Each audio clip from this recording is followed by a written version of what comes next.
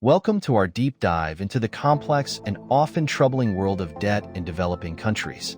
Today, we'll unravel its intricacies, examine key examples, and understand the broader economic impacts. Let's get started. To start, what exactly do we mean by debt of developing countries? In simple terms, it's the amount of money these countries owe to external creditors. This debt can be either public or private. For example, let's talk about the well-documented case of Argentina. In 2001, Argentina famously defaulted on $93 billion of its debt, which was the largest sovereign default in history at the time. Now, let's look at some current data to understand how debt levels have evolved in the last few decades. As you can see, the external debt of developing countries has increased significantly over the past 20 years. But why does this happen? One of the main reasons is the need for development finance. Developing countries often borrow to fund infrastructure, healthcare, education, and other critical areas. What are some of the key reasons developing countries incur large amounts of debt? Some key reasons include the need for infrastructure development, healthcare improvements, educational investments, and in many cases, emergency funds during crises. Now, let's talk about the impact of this growing debt. One major concern is the debt servicing burden. This refers to the amount of money a country must use to make interest and principal payments on its debt. For countries such as Ethiopia, debt servicing has become a significant portion of their annual budget, limiting the funds available for essential public services. High levels of debt servicing can stifle economic growth as funds that could be directed towards development projects are instead used to pay off debt.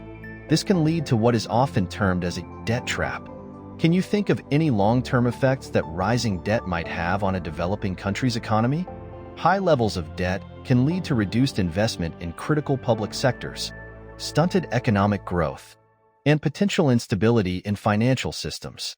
Now, let's highlight how international organizations like the International Monetary Fund, IMF, and the World Bank play a role in managing and assisting with the debt of developing countries. These organizations often provide financial packages that include loans and grants, often with conditions aimed at improving economic policies and governance. For instance, the Highly Indebted Poor Countries (HIPC) initiative was launched by the IMF and the World Bank to ensure that no poor country faces a debt burden it cannot manage.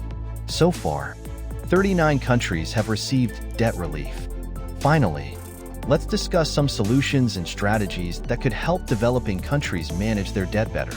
This includes debt restructuring, seeking alternative funding sources, and improving fiscal discipline. Debt restructuring involves negotiating new terms with creditors, which could mean extending payment periods or reducing the principal amount owed. What might be some alternative funding sources for developing countries apart from traditional loans? Some alternatives include foreign direct investment, FDI, remittances from citizens abroad, and international grants. Moreover, improving fiscal discipline means practicing effective budgeting, reducing corruption, and enhancing the efficiency of public spending. In summary, while debt remains a critical challenge for developing countries, a combination of strategic management, effective use of international assistance, and economic reforms can pave the way towards sustainable development. Thank you for joining us on this detailed exploration of the debt crisis in developing countries. Don't forget to like, share, and subscribe for more insightful content. See you in our next video.